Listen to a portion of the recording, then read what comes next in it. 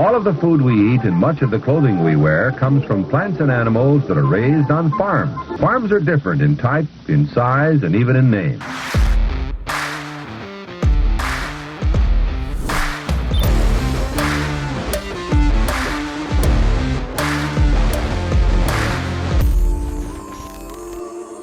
Welcome to Barn Talk. What happens at the barn stays in the barn, but not today. We're going to let it all out for you guys. Today is going to be a Barn Talk Hot Topics episode. A lot of great stuff, or maybe some bad stuff going on in the country and in the world, and we're going to talk about it today, give you our honest opinions on it. But before we do, you guys know the drill. If you get any value from the show, please share it out with the people that you know. The more that you guys do that, the more that this show can grow, the bigger the podcast can get, the more awesome episodes we can make, the more guests we can get on. It's just kind of the ticket to admission to watch or listen to the show. And there's all kinds of ways you can get value. You know, you can laugh at us if we made you laugh. You can relate to us on something. You can learn something. Well, you probably won't learn a lot, but you might get value from the other two things. But all we ask is if you got value, just share it. That's it. Another thing you can do to help us out here at Barn Talk is leave a review on Spotify or Apple. The more you guys do that, the more it makes our show credible, so we can recruit more guests to come to the barn. We love also hearing from you guys. We love seeing your reviews come in and seeing your honest thoughts of what you think about the show, and we just appreciate the hell out of every single one of you that do that. Last thing you can do to support Barn Talk and support our family farm here is support our direct-to-consumer meat business, Farmer Grade, farmergrade.com. Right now, we are running our Memorial Day sale. Everything on the site is 20 to 25% off, store-wide, and if you spend $150 or more, you get a free pack of beef sticks, and if you spend $300 or more, you get a free dry-aged steak on the house. So all your cuts, pork that we raise on our farm, Wagyu, dry-aged beef, chicken, it's all discounted. One of the biggest sales that we have all year, excluding Black Friday. We're only going to do two major store-wide sales a year. So if you've ever thought about buying Farmer Grade, or if you have bought Farmer Grade in the past, this is probably one of the best times to do it. And it's grilling season, so yeah, can't beat that. This isn't like golf balls or fish and tackle or cordless tire inflators. I mean, if you eat, you really need Farmer Grade. We've built a product that there's nobody out there that doesn't need this. And you especially need it now. Vegans would argue they don't need it. Well, you see, that's the problem. They don't even realize how badly they need it. Yeah. I mean, their mental decline, they don't understand. They don't quite get it. They don't get it. Yeah, and we don't have a Patreon. We like to say this a lot. Dad, he invented the... I coined the phrase. You coined the phrase. There you go. That's what I was looking for. You coined the phrase of Metreon. We got a Metreon, not a Patreon. We ain't going to give you, T-shirts at the front of the saying on the front's just going to fall off it, or a bumper sticker that's going to come off of your car. We're going to give you meat. And when you guys support Farmer Grade, you're supporting this show, because we want to continue to upgrade the studio. We want to continue to upgrade our equipment. We actually are shooting on a new audio recorder today. Brand spanking new, that is going to give us better quality and make our lives easier. So, yeah. Really, support Farmer Grade. You're supporting the show in a big way. So when you think about it, when you support us here, what you're doing, it's like you're funding. It's almost charity. I mean, I'm almost a charitable organization. It's like adult daycare. The time that you help employ me here is less time that I can get into mischief. So, give till it hurts, and then give a little more. Get yourself a steak. Go to farmergrade.com. How you like that? I think we are done talking about Farmer Grade for the day. We need to move on. Let's get to the markets. There we go. I like it. The market update today, courtesy of our good friends at Conterra, ConterraAg.com, if you want to know more about what those guys are up to. Corn for May, 438. December corn, 440. Locally, 433. I think it's actually 435 because the market was up 2 cents last time I looked. Or 441 in Cedar Rapids.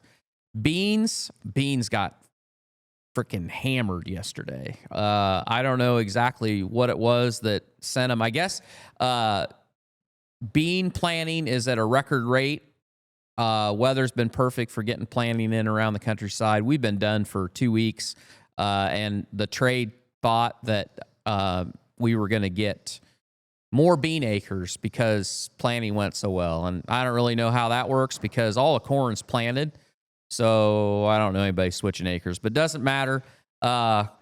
May beans, 1041, November 1060, 1039 at ADM, and 1059 at Quincy. Bean meal for May, $291 a ton. Wheat for May, $527. Hogs, May hogs, $91. July hogs, $102.50. Woo! Maybe they're going to up my contract. Probably not. Cattle for April, $215, and feeder cattle, $301. If I had a feed lot to fill right now, I don't know what I'd be doing. I don't know. I'd make sure that I had somebody that was hedging stuff right because I'd be scared to death on that deal. Crude oil, $63. S&P 500 was up 12 points. I threw in this just because we talked a little bit about AI the other day. This is really interesting to me. Google, $166, but their search, so Google search dropped, their volume dropped in April for the first time ever. And the reason for that they gave was because more people are using, is it Gemini? Gemini, ChatGPT, and Grok. More people are using AI to search, and that is lowering the volume of people that are using just typing it in the search bar. And that is real interesting. If you want to hear a really good breakdown of that, listen to the All In podcast because they go through the value proposition of how once the volume of search drops at Google, then somebody's going to figure out how to value what each percentage of drop is worth. And at that point, they're trying to fight the fight of, can the AI model generate enough income to replace what they're giving up on search? And there's some question of whether or not they actually can create enough value for that. So doesn't Google own Gemini? Yeah, they do. That's their AI. But yeah, the ad revenue associated with Google AdWords and all that. You see, you don't have that. Yeah. You think they'll bring that to AI? Well, they'll try to, but it's just they haven't done it yet. And how they can incorporate it to where they can hold on to that revenue. And here's the other thing. They own search. I mean, what is it? 99%, 98% of search is done through Google. When you consider YouTube as part of that, because they own that also, they're not going to own 99% of AI because there's already too much competition. Mm-hmm. So their best case scenario, say you own 40% of that. Well, 40% of that is not worth anywhere near what they're getting today out of their search. Yeah, true. And so that's got people kind of crapping their pants a little bit about is Google overvalued and where's the value going? Anyway. I'm going to go off topic here for a second. It's about AI, but if any of you have ever seen the show Black Mirror, it's all about it's about like future, and it's about technology merging with humans, and it kind of having like a screwed up story about how like each episode's a different story and concept of how technology is one with humans or is working with humans, and they make you feel a different way. But if you've never seen it, highly recommend.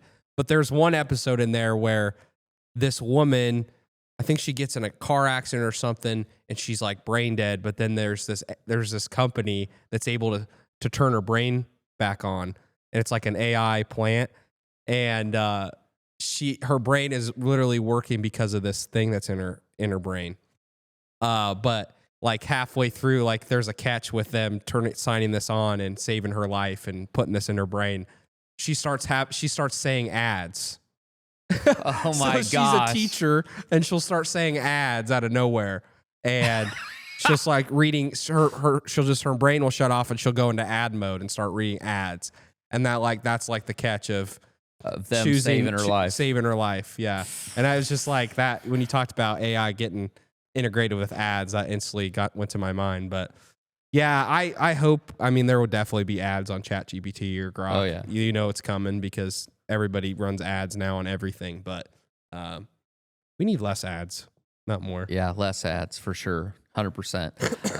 Bitcoin, $103,000. It peaked and then it dropped a little bit, but it didn't break back below 100,000 and 103,000. So Tesla, $346. So if you're all the haters, sorry, Tim Waltz, you didn't have much effect on the Tesla stock. Tesla's been up big recently. People have moved past where they are as far as sales of their regular car lines, and everybody is pretty much speculating on when and how the rollout of robotaxi goes. And I think that's what's driving the stock now. But it's been on a tear of late. Gold $31.93, silver $30, 30-year treasuries 4.96, 10 years at 4.52. That was a long and in-depth market update, courtesy of our good friends at Conterra Ag.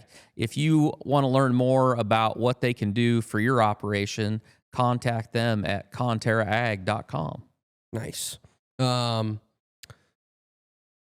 Yeah, Tesla, it's so funny. It's like everybody's been, blowing them up and setting them on fire. And I wonder how many liberals bought a Tesla but now can't get out. They have a Tesla and they hate Elon, but they're going to hold on to their Tesla. It's just so funny how the narrative is completely changed on.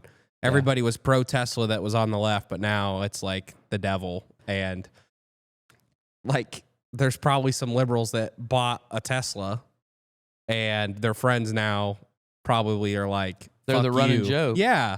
Yep. Yeah. It's just crazy. Stupid, but it's crazy. Well, and they are,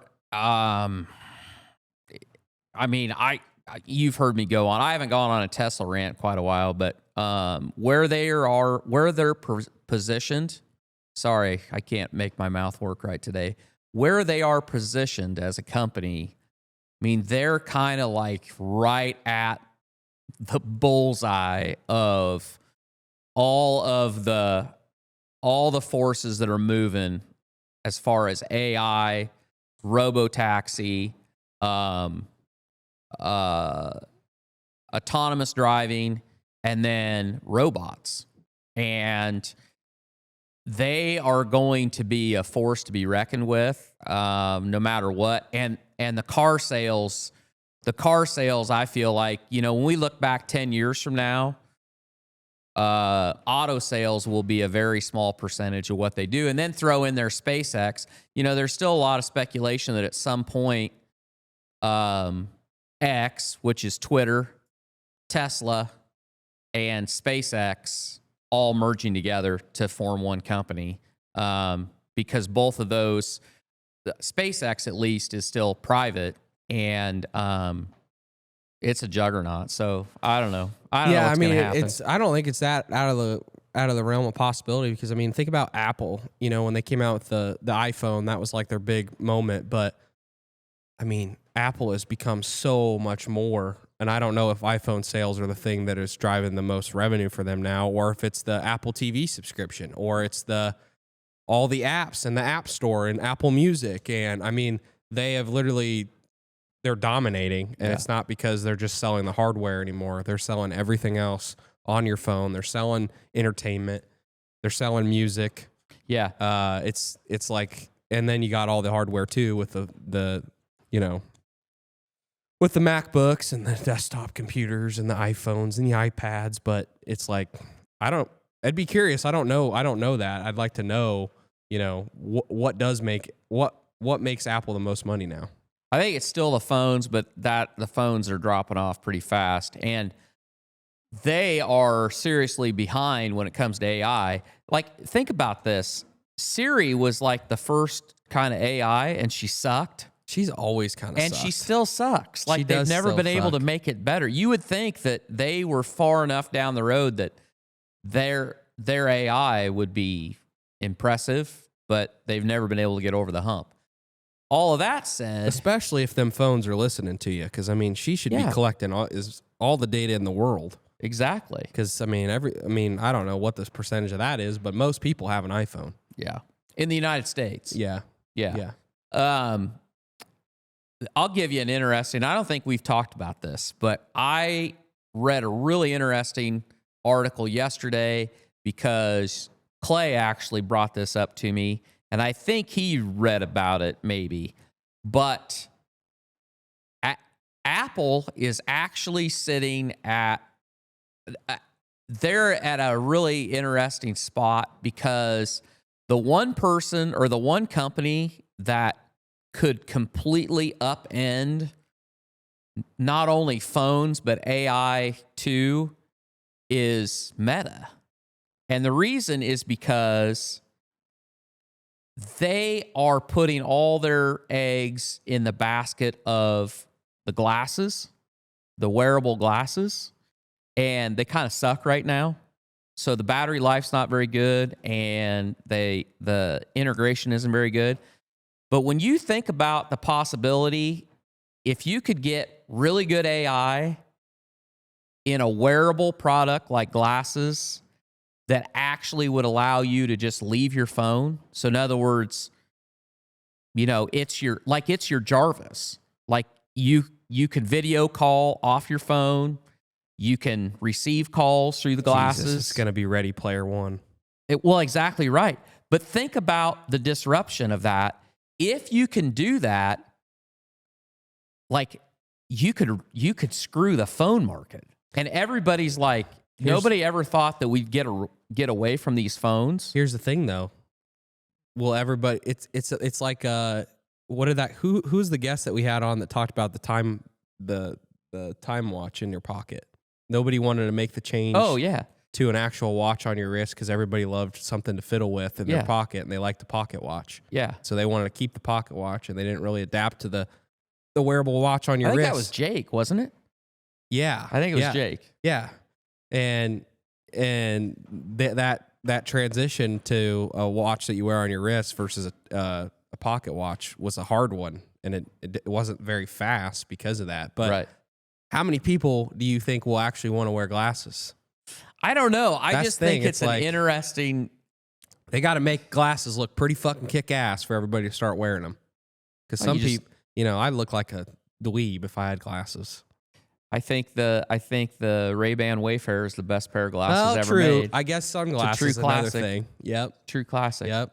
But yeah, no, that's an interesting thought for sure. And yeah, world AI is a scary thing. But I talk to a guy every single month that knows a lot of successful guys and what's going on in kind of the realm of business and what people are talking about. And he's a social media marketing guy, like great at building brand, all that. And he just told me, Sawyer, he's like, number one thing you need to be doing in your free time is you need to be looking into AI and how you can implement it in your business. And he said, these AI agents, you gotta be figuring out these AI agents, because he's like, there's so much shit in your mundane every single day life and business that there's tasks that you don't need to do that this AI agent will do for you. And he's like, I'm right there with you. Like when I hear people say that, I'm like, I don't want to do that.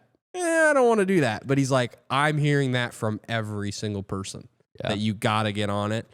If you're going to build a business, if you're going to try to get ahead, you got to know what's coming with AI. You got to be within the know of it. So I know we've gotten 2 episodes in a row talking about AI, but I mean, it is what it is. It's here. Well, and I think I'd be remiss for not sharing that. So that conversation that we had, I was talking to my brother, my older brother, and you would be like, he's 60.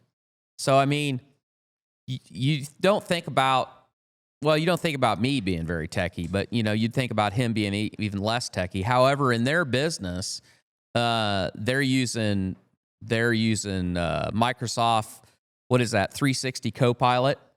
But they're using Copilot Premium, and I didn't really know what the difference was in that. And so every meeting that they have, they record those meetings, and Copilot, it transcribes it for you. It gives you an outline of everything that's said. But Premium, what that does, that's an AI agent, and what it does is it gives you a summary of the transcript, basically, the 50,000-foot view. But then in that meeting, whatever meeting it is, like if Sawyer says, hey, I'm going to do X, it gives that summary and it says, Sawyer Whistler committed to doing this by such and such a date.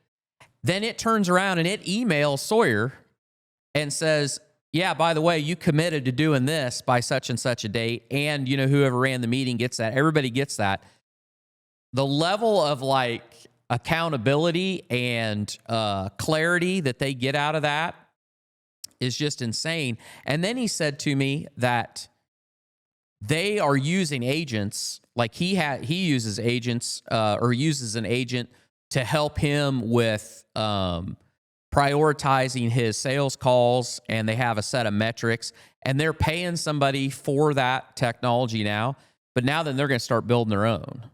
That whoever they've partnered with, they have the software, the know-how, whatever, and they're building their own. Okay, I mean, it's moving fast, and so I guess that's just something to be aware of.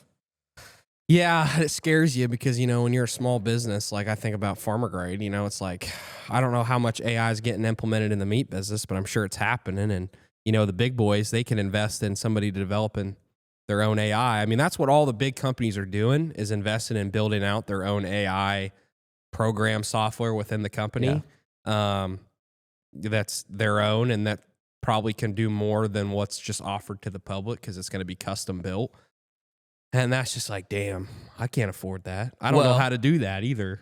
But I think the first thing that you're going to see, and it's already happening, and I think it's going to get down to where everybody is going to do this, is the customer service experience.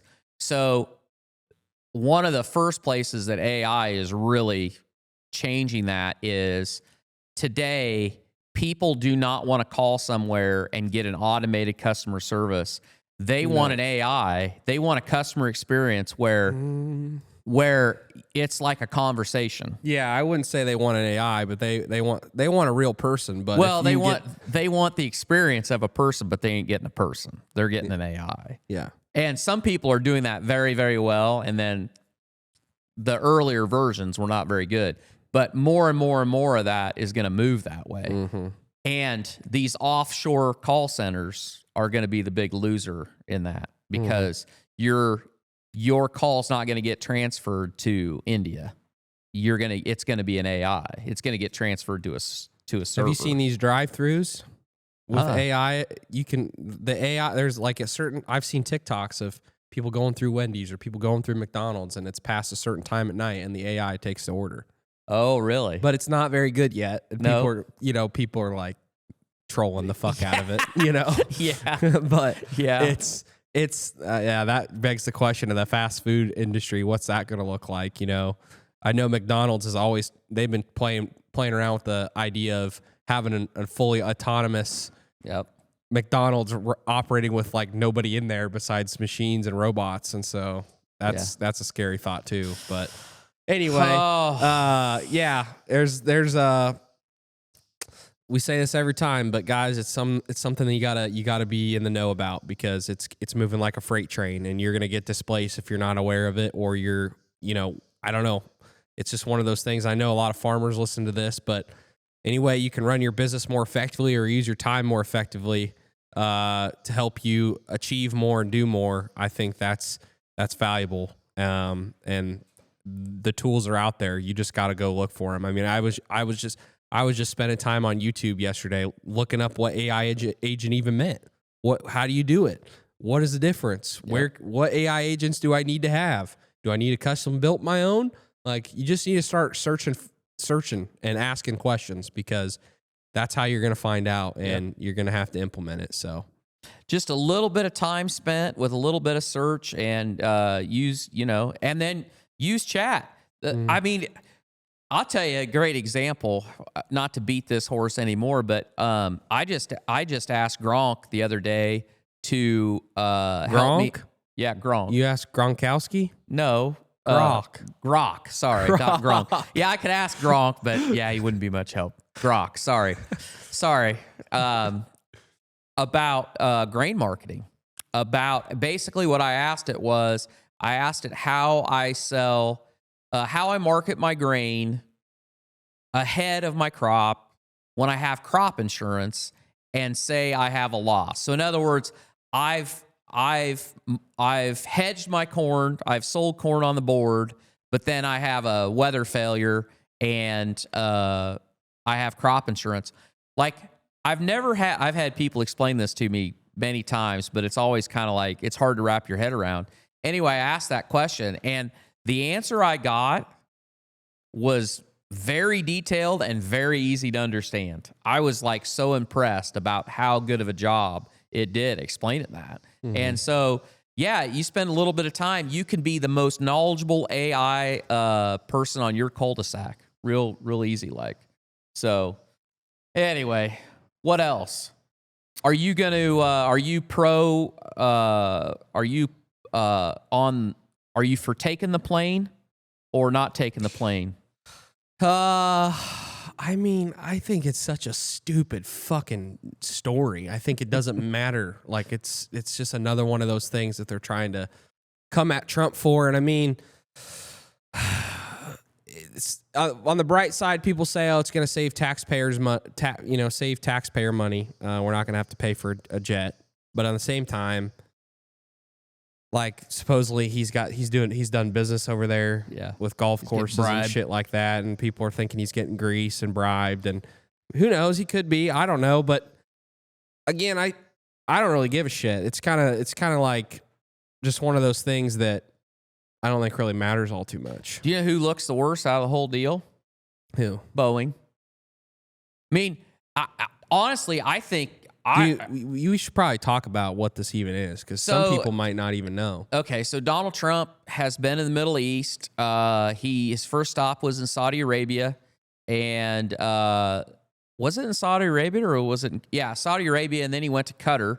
But is it Qatar or Qatar? Well, it's spelled Qatar, but a lot of people call it Qatar. I don't know what you call it.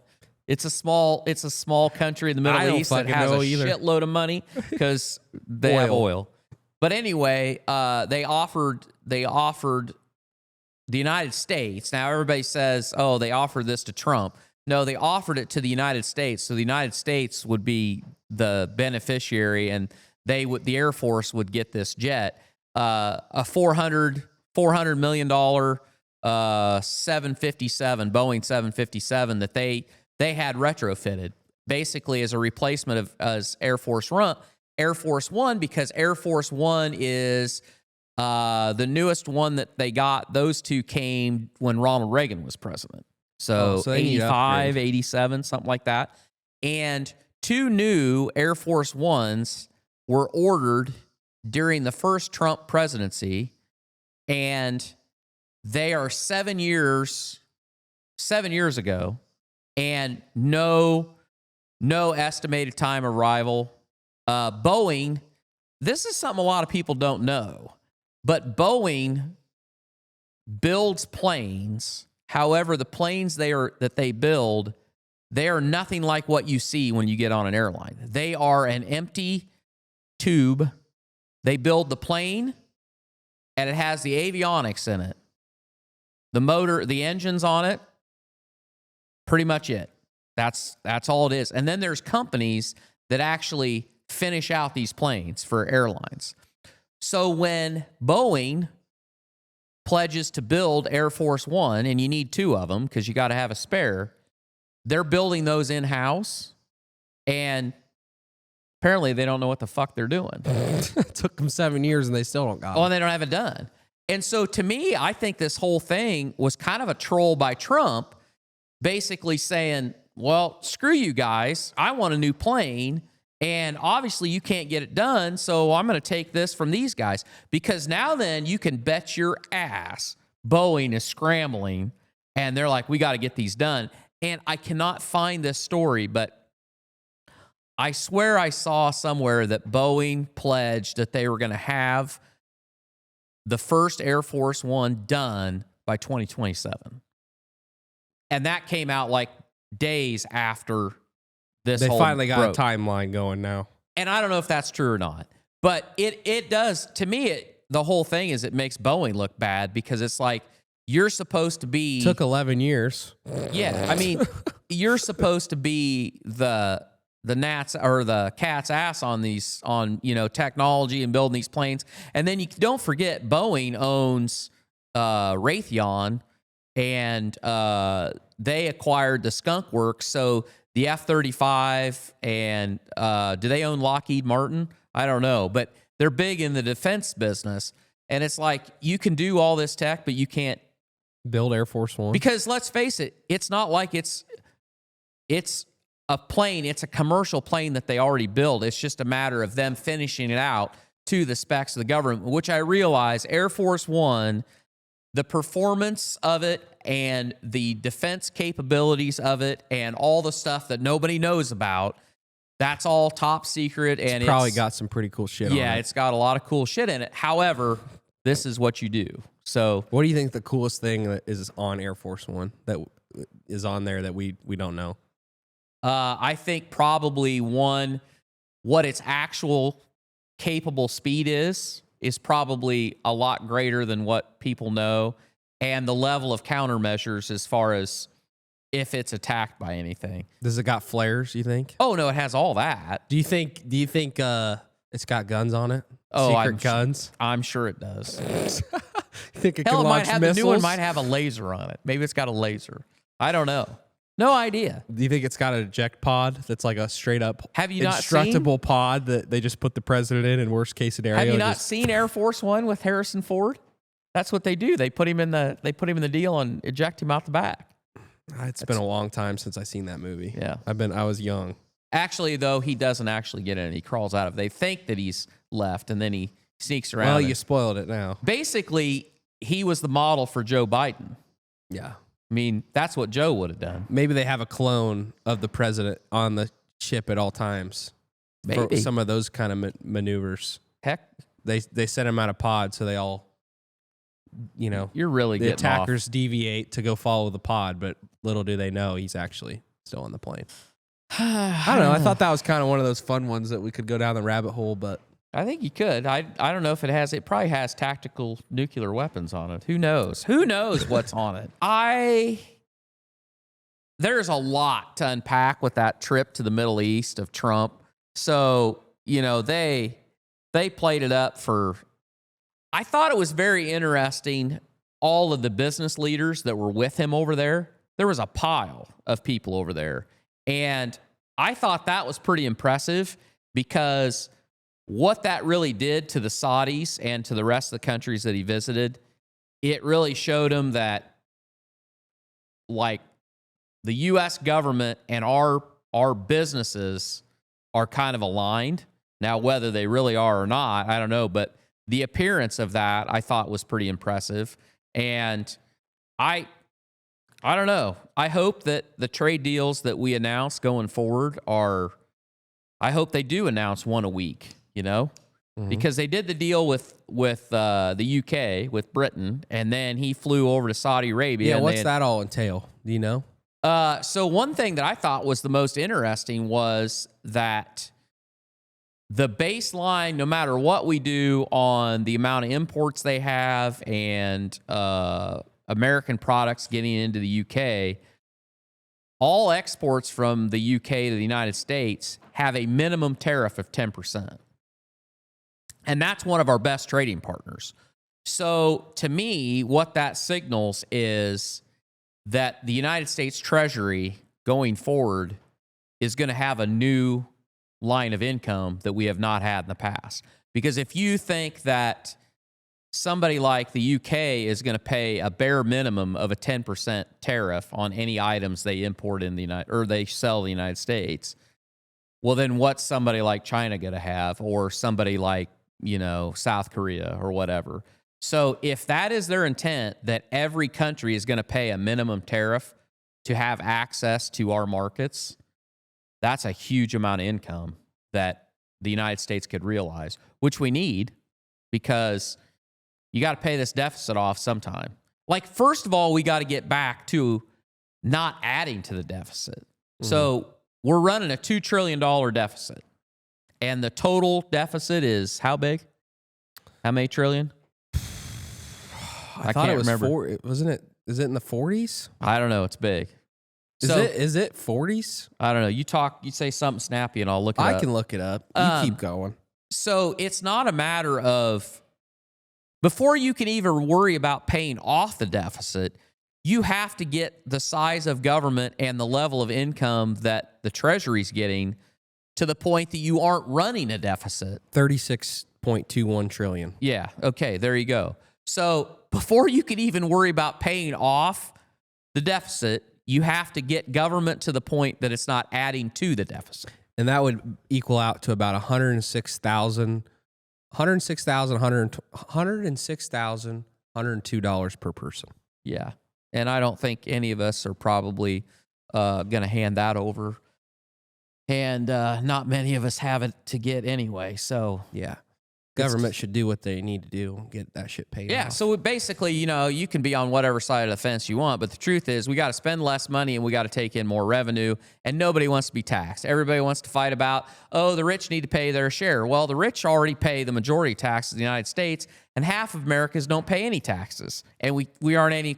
But our problem, what we're finding out is, our problem isn't on the tax revenue side. Our problem is on the spending side. We spend way too much money. On bullshit. We're way too inefficient, and that's got to change. And we're getting our ass handed to us by all these other countries, all our other trading partners. Yeah. They put tariffs on us, but fuck. Yeah, and everybody wants to stir up that, there's all these stories about, farmers are going to take it in the shorts, and all the farmers should be pissed off. Well, okay, that's fine, but I don't like shitty commodity prices. I don't like losing money. But if we don't fix this, we're all screwed. I mean, it's like, what do you want to talk about? I mean, is it going to be hard on small business? Probably. Do you think it's going to be as hard as Boeing or whoever trying to sell planes overseas when everybody's slapping tariffs back against us? Probably not. They're probably going to suffer. Their earnings are probably going to drop. We're going to have to figure it out, because if you think the stock market is now positive for the year, everybody is like, the stock market's going to fall out of bed. Well, the stock market's positive for the year. If you can't take the amount of pain that we've had just right to now, it's going to get a whole lot worse if we can't get our government spending under control and get a hold of this deficit and start paying it off. Yeah, I mean, all farmers talk about passing it on to the next generation. Well, fuck, there might not even be. No, what's there to pass on? Yeah, there ain't gonna be shit to pass on if the country fucking falls apart. I mean, you just got to have perspective. It's like, and again, this might blow up in Trump's face, his plan. I mean, on paper and what he's explained it, and how Elon's explained it, and how people have laid it out. It makes sense on paper, but making it happen is another thing. And if it doesn't work, and it blows up in their face, it's going to hurt his legacy forever. But again, we talk about this all the time, and we've seen this from people. What's your plan? What's your plan? What are the other options? How do we get it figured out then? Because everything else that everybody else is talking about, all it is bickering and whining and complaining and bitching that you're hurting this or you're hurting that or whatever. Okay, well, what's your plan to fix it? Well, you don't have one. And I think that's Trump's greatest, to me, that's his greatest superpower. It's just like the whole Boeing thing. It's like nobody's talking about this, and then he goes over here and they're like, we're going to give you this jet, and everybody's up in arms, and then finally somebody goes, well, yeah, why isn't Air Force One done?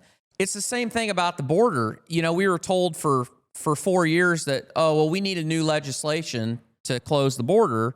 and the Republicans are fucking that all up. So it's their fault. You know, if they just vote for this, we could fix it, but we can't fix it because we need new legislation. And guess what? Trump comes in, no new legislation, and the border's fixed. I mean, there ain't anybody coming in.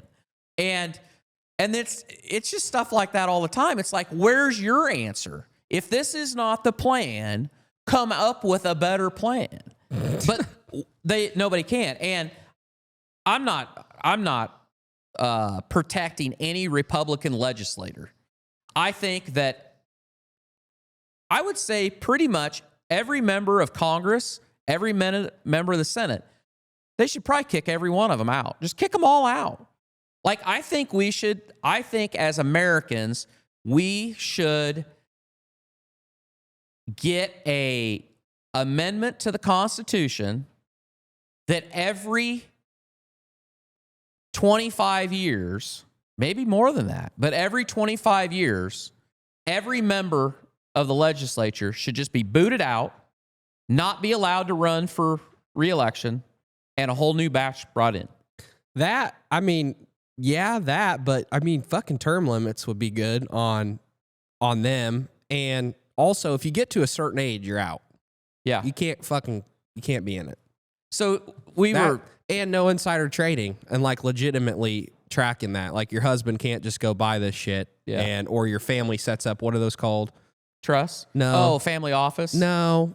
The thing that they... an NGO? An NGO. Your family can't set up an NGO. I want a fucking NGO. Yeah. You can't just set up an NGO and then just pay back your family and then you get paid. No, all that shit's got to go. And yeah, that needs to be solved. Term limits, every 25 years, kick them out. Or, hey, age limits this, get the fuck out if you get past this age. Because we need some new blood and we need people that actually give a shit about Americans and aren't in it just to make money and be career politicians. At the end of the day, that's what it is. It makes no sense to have politicians in office that are of an age that the decisions that they make have no effect on them. Yeah, they don't care because they're not going to be here long enough to worry about it.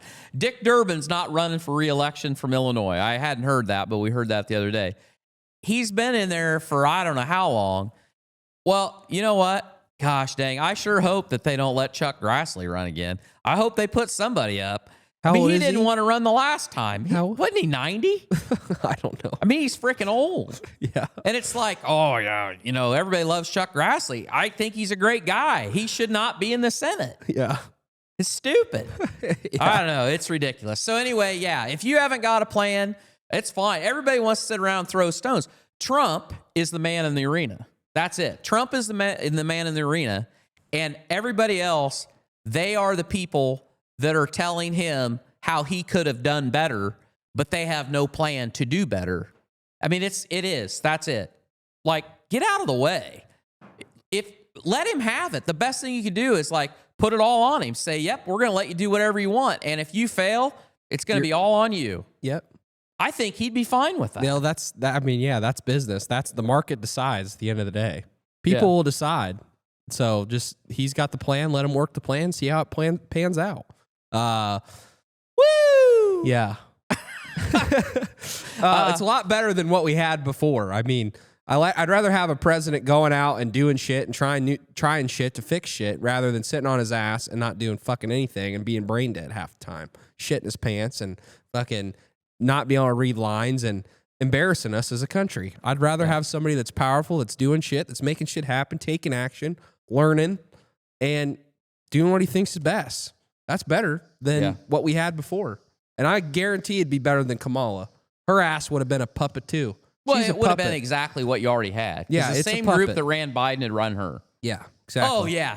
And hey, is any of you listening that still consume any media out, old school media, does anybody honestly believe that Jake Tapper didn't know that Biden was losing his shit? He wrote a brand new book about how the Democratic Party basically bamboozled the entire country and that they were able to convince everybody that Joe Biden was okay when he really wasn't. That is such a crock of shit. I mean, I don't know everybody that I talk to every we all week. fucking knew. Every week, they're like, boy, that fucker's losing it. It's like, duh. And so now. But that's him trying to protect his legacy. That's Exactly him right. trying to, that's it. As soon as he did that debate, Yeah. they fucking sheep sacrifice. Yep. He was sacrificial lamb after that. Because they all went, oh, Biden's performance, questionable, and I don't know if he's suited to run. We should probably get him replaced. Yeah. And it was a fucking joke. So Tapper brings out this book, and he's pointing all this stuff out, which he knew the whole time, and he acts like he's been. So first of all, he's been on all the morning shows and all that, which we talked about. You and I were talking about that. If you have any credibility at all, and you're any quality as far as an actor, you don't do those shows anymore anyway, because those people have no credibility and nobody believes anything they say. So the fact that he's on there tells you that he's like grasping at straws. He's not an actor though. But no, he is an actor. Yeah, true. He's a mainstream media propagandist. Journalist. So he's an actor. He reads what's on the cue cards. But anyway, for him to sit there and act like, I had to dig. I had to do some serious investigative journalism to figure this out. It's like, really? You're a freaking turd. I mean, everybody knew it. And he's trying to profit off of it. That's the thing. He knows his ass is grass as far as ever being on regular media, and he knows that it's dying. So he writes this book and he hopes everybody buys it and he makes a buck. It's so pathetic. I just anyway. That's my rant on that. Freaking Sorry. turd. What a turd. He is a turd. Gosh. Oh. Okay, let's go to here's one that's not on the outline, but did you see that Tim Tebow clip on Sean Ryan? Yes. Him talking about all the fucking child Predators, molesters, abusers in America and all the dots. Yeah. Man, if you guys haven't seen that Sean Ryan clip, look that up. There's a Sean Ryan clip out there with Tim Tebow on there, and he shows this map, and it's like all the child abusers of children being abused in America from like, I think 12 and under. And there's like, I can't remember how many there were. And it was like within a 24-hour period. And it was all the IP addresses that had downloaded or created or uploaded. Sent out material of underage children being abused. Yeah. Fucked up.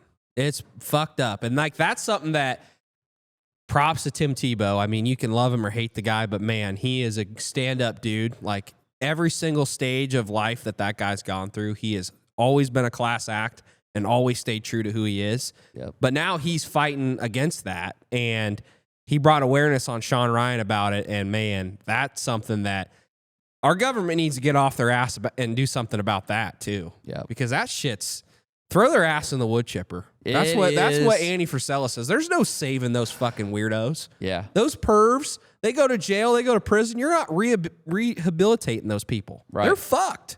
They're fucked up. Yep. You got to throw their ass in the wood chipper. Yeah. Because there's no coming back from that shit.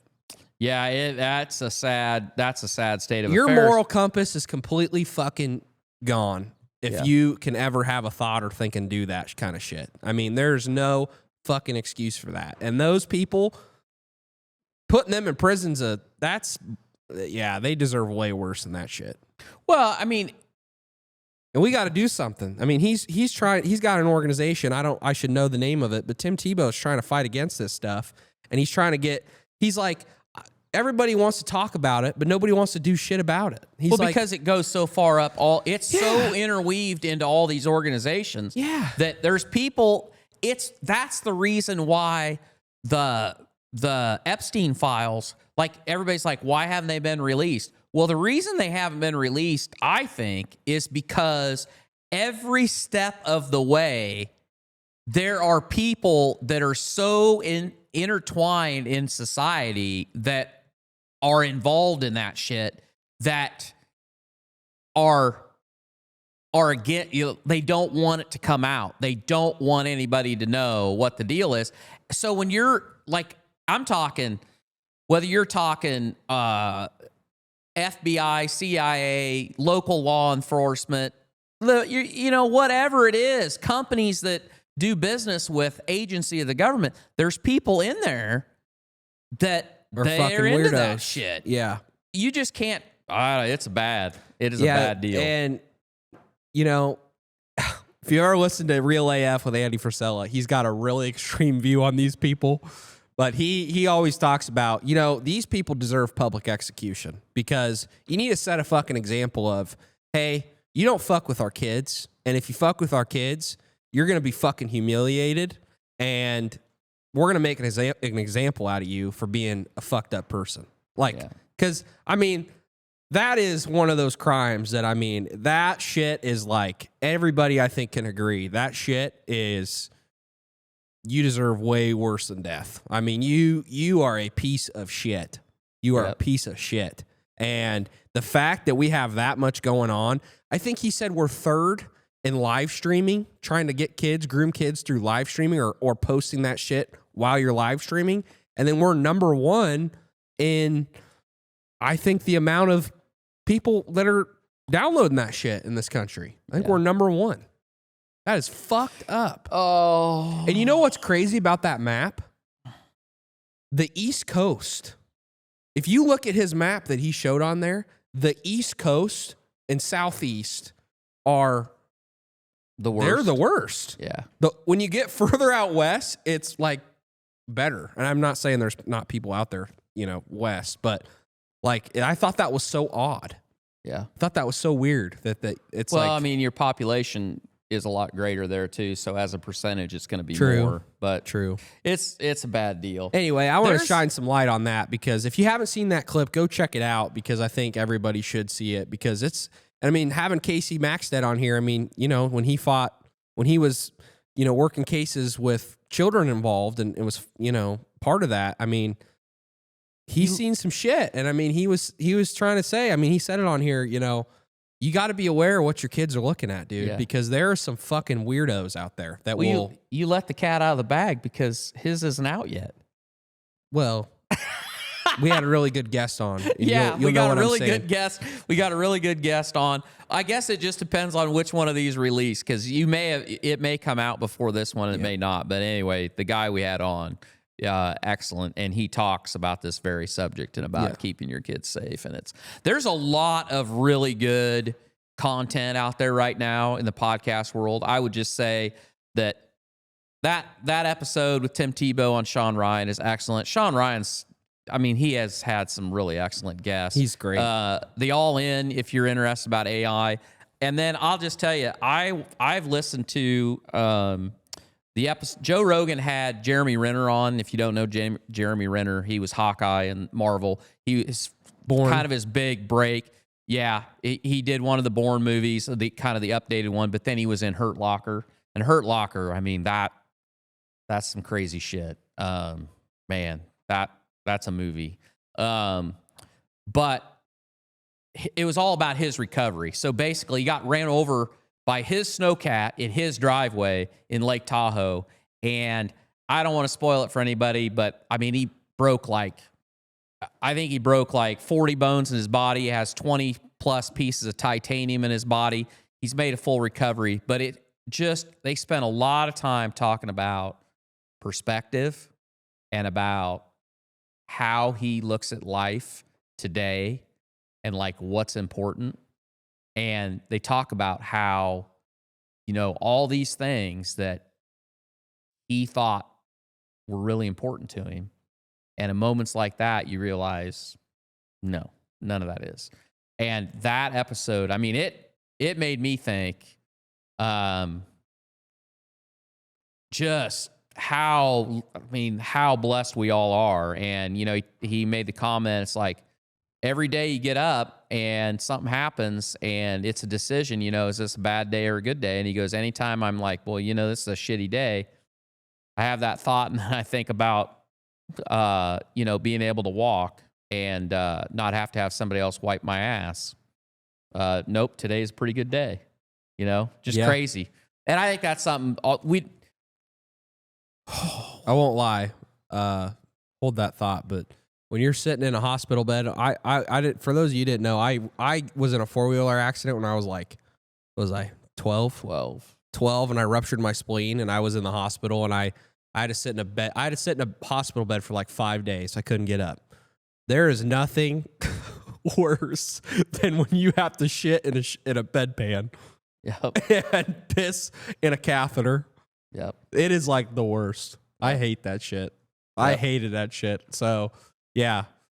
If you don't have to have your ass wiped and you don't have to shit in a bedpan, it's a pretty good day. Yep. That's right. Because it sucks. I mean, it sucks. So true. It's so true. And, we were talking recently, we talked about, mindset and motivation, how, it all comes down to everything is right here. It's like, you don't need, we all want like the magic pill. We want the Ozempic. We want the upper, the downer, the alcohol, the drug, the whatever it is. Our bodies, our mind wants simple, easy, repeatable, like just easy, or pleasurable, or it wants pleasure, right? Not pain, not struggle, and you got to beat that game. If you can control your mind, oh man, you can do whatever. But you're never done. Like your mind never submits. Like it submits for a time.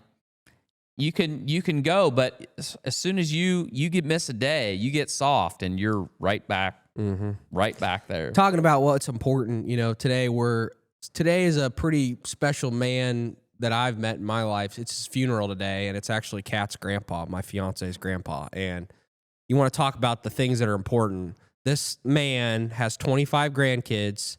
He has 9 kids. His wife passed away when she was in her 50s, when the youngest kid just turned 18. And he had an impact on every single one of his grandkids. Every single one of his grandkids were devastated by his passing. Every single one of them has photos with him. Every single one of them called him. They all got voicemails from him. Every single one of them loved their grandpa, and he loved them. And he loves his kids, obviously, too. He has all his kids showed up to the hospital. All the kids were there when he passed. All the kids are going to be at the funeral. All the kids are, and they all still get along. All get along, and they're all hurt by his passing, but understand that he's in a better place, and he's actually with his wife up in heaven. But that's a guy that set the example of what really matters. I mean, people is what matters. Relationships are what matter. And every time that we would go to a family gathering where all the grandkids are there, all the aunts, all the uncles are there. I come from a smaller family, and going to a big family like that, it's just like I would look at him and I'd see him and I'd say to myself, he's like the richest guy out there, because literally every single person there, he's the rock, he's the rock, and every single person there is because of him, and he loves every single person that's there, and they all love him, and it's just like a house of love, and like that, and just the impact he had on people that weren't just family. I mean, there's so many people that were impacted by him, but at the end of the day, family, faith, friends, people matter. That's what matters. Your impact you had on people, that's what matters at the end of the day. And, looking at his life, I think a lot of people, I learned a lot from just observing him and just seeing, his relationship. But that's a life worth living. And I think he was a really fulfilled man as he got older because of that.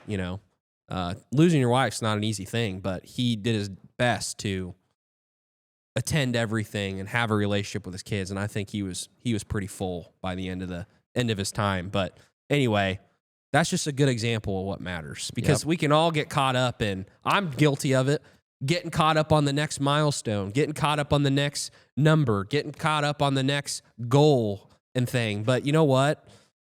At the end of the day, none of that shit's coming with you when you go in your casket or you get cremated. None of that shit's going with you. It's all about the people. And we're going to throw a celebration. He said he wants a celebration. He doesn't want it to be a sad funeral. So we're going to have a mass and, honor him in that way. But he wants everybody to celebrate the life and have some kegs going and all that. And so we'll see what the turnout is tonight, but I'm sure it's going to be hundreds and hundreds of people that show up to this thing. So pretty cool. Yeah, absolutely. And that's what it's about. Yep. Who'd you impact and who showed up at your funeral, you know? That's what matters. There's a great quote, and I can't remember the guy.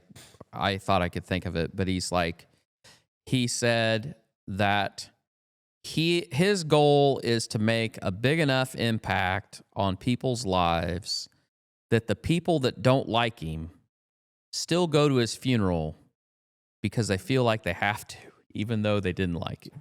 Yeah. And he's like, he said some other stuff too, but basically just touch, just make the world a better place. And he definitely did that. I mean, that's a legacy. That is a legacy. That is a legacy. That is 100% a legacy, and that's what I would think every time that I would go and just be like, man, this is so cool, so cool. Yeah, it's pretty amazing. I guess we should probably stop bitching then. Yeah.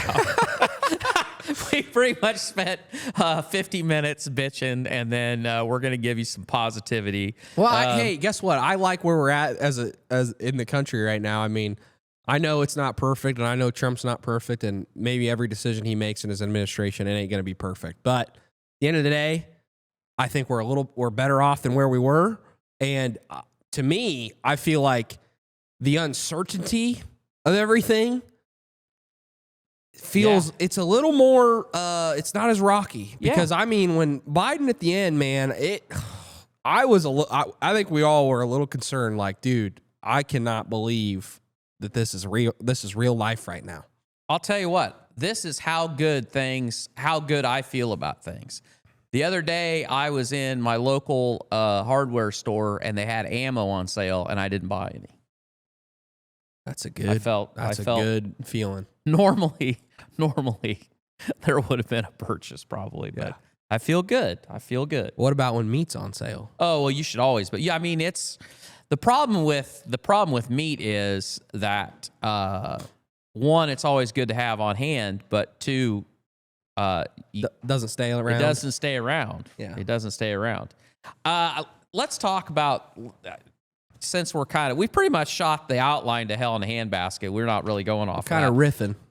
But I think you and I have both kind of had an epiphany in the meat world when it comes to what we expect out of a steak.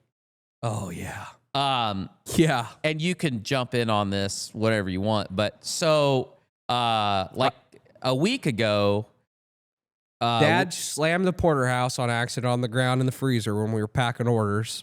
On accident, whatever. I don't think I did this no, one. You I didn't. think it was legitimate. It was broken seal. There was a broken seal, like 3.5 pound Wagyu porterhouse that the seal broke.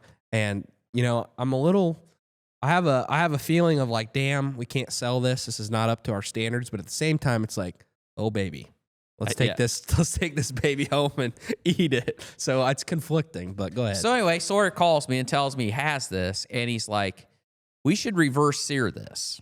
Because I've heard people doing it. It's supposed to be really good. And I'd never reverse seared a steak. And so he brought it up. And it actually wasn't like, we didn't do it perfect because when he brought it to me, it wasn't completely thawed. And I seasoned it and put it in my container and let it thaw out. Let it thaw. But I mean, it was just thawed when we put it out on the smoker. So what I did was I set my smoker to 200 degrees and we put this porterhouse on. And I've got a set of these. It's called meter, but it's spelled MEATER, meter. There are these probes that you can shove in and you can basically cook with them in the deal. And that's like a game changer in itself. Not sponsored by Meter, but we should be. So, reach out to us. Anyway, we put it on the smoker, 200 degrees, and it took a bit. I mean, I think it took 40 minutes probably. And we probably could have done it. In hindsight, we probably could have done it a little higher temperature. But put it on the smoker till it got to 120 degrees. And then we pulled it off of there, and I actually had the Blackstone fired up. So we seared it on the Blackstone, and I don't remember. I mean, only a few minutes, like 2 or 3 minutes aside. It was a pretty thick steak, so yeah, I'd say like 3 to 4 minutes aside, probably. It took, and we actually had the press out there, like the burger press, so we put her on there to make sure that it got a good sear on it. Anyway, took it off About 140 probably. I like my steaks medium, so yeah. And then we let it rest. Yeah, let it rest for 5 minutes. And that fact, or what people say about how your steak will come up like 5 degrees after you let it rest, facts. It's totally will, because we had that probe in there the whole time it was rested, and it came up 5 degrees. It was literally 145 perfect. Yeah. Anyway, that thing, that was like, I have not had a steak that good at any. I don't give a shit. Like, you know, there's a lot of good steak places out there, and yeah, it was unfucking real. It was unreal. So I did it again last night. A Wagyu T-bone broke, and I was like, Dad, I'm coming up and I'm going to do it. So I did it, and it's a thinner steak, you know, it's not a porterhouse. So it didn't take as long, especially on the searing part, but I did it again, and I took it home and I ate it, and I'm telling you what, it is like, it's unbelievably good. Like, it's unbelievably good. I shot a Snapchat or I shot an Instagram story of me taking my first bite, and I just started laughing because you almost just don't believe that you can make a steak that good at home. Like, it's unbelievably good. It's a 10 out of 10. Like, I don't want to make a steak any other way now. Like, when you're in a pinch and you got to throw them on the grill, okay, I get it. But if you are optimizing for the best flavor possible on a steak, you need to reverse sear. You need to put it on your Traeger, smoke it, or put it on your offset or whatever smoker you got, smoke that thing, and then sear the shit out of it after, and then eat that, because it is unreal. Yeah. I want to do pork chops. Pork chops would be good. So burgers, I've seen people do burgers. I think that'd be so, I mean, that's a lot of work. That's a lot of work for burgers. I know, but I feel like that flavor, if you're going for maximum flavor and you're going to have people over or something and you want to fucking knock their socks off, dude, that thing is amazing. How many, so let's say you were going to do that, because you don't want to overcrowd the smoker. So how many steaks could you do, you think? Oh, you could do a bunch on or like burgers. So like my Traeger is the bigger one. It's one of the older ones now, but it's the bigger box. I don't know if that's 36 inches or if it's 30 inches or whatever, but it's the bigger one. And on that rack, I bet you could put, I am pretty sure you could put 7 steaks in there, 6 at least. And actually, you could use the top rack because it's not like you're trying to get any bark on it or anything. Yeah. So, I mean, hell, if you had that thing heated up, you could probably put 3 or 4 above and at least 6. I mean, I think you could put quite a few steaks on there. Probably more steaks than you have friends. So, and burgers, I mean, you could load the biggest, if you're going to do burgers in there, you probably dump your grease bucket. I don't know how much they'd sweat out by the time they got to temperature, because it wouldn't take that long, but damn. Yeah. Unbelievable, guys. I'm not going to lie. It's like World Pork Expo's coming up, and I'm always up there for that. And usually we'll go out to like 801 or go to the steer, what's that called? Splash? Cattleman's. Oh, yeah. Cattleman's. Cattleman's is like the I guess it's like the secret place, because it's not fancy like 801, but heck, you can get just as good a steak there as you can at 801. But I was like sitting there eating that night with you, and I was like, you know, I don't know if I could get a steak there that's any better than what I'm getting here. I mean, it is the top of the line way to do it, I feel like. Yeah. And I actually want to do it. I actually bought a porterhouse from Fairway. You fucking cheater. I know. I just thought to myself, I was in there getting something, and I was like, I want to do just a regular off-the-shelf steak, because those were Wagyu. And I mean, I know they're going to be better, but I just like do a a regular steak and see how good it can be. Now I know it won't be. You're cheating. It won't be as good. Yeah, but you got to have a baseline. No dry aging on that shit. That's all wet aged. That's all bullshit. wet aged. I know. I felt kind of dirty as the man handed me the package. Yeah, you should. But you should. Anyway. Yeah. Anyway, unbelievably good. If you've not tried it, I recommend it to anybody. It is fucking believable. So good. Yeah, and like I'm sure there's some top steakhouses out there that are putting that shit out every night. I will say it's rich. I mean, steaks are rich. It's a meaty cut of meat, right? And this sometimes steak can be kind of rich. Yeah. This makes it rich. It makes it rich. So if you like steak and you really like smoking meat, you're gonna love it. But if that's sometimes too much for you, then you might not. But I personally love it. So anyway, you good on that? I am. I feel like we had a plan on how this podcast was going to go. You know, usually we try to have somewhat of an outline, and we stuck to it for the most part. But honestly, we just started riffing, and I thought it flowed pretty good. So I hope you guys got some value from it. I'm at peace now. You are? Yeah. I'm good for the day now? Yep. Good. Yep. Good. Positive outlook. Positive outlook. That's right. Perspective, folks. Perspective. It's about the people. It's not about all the bullshit and the things that you accumulate. Yeah, Easier said than done. Easier said than done. It is easier than done. We appreciate all you guys. We might be. I don't know. We had a semi-local regional reporter here the other day going to do a story on us on the television. So a whole group of people that are completely untech savvy that don't know anything about podcasts are going to go, well, look at those nice boys up in the barn.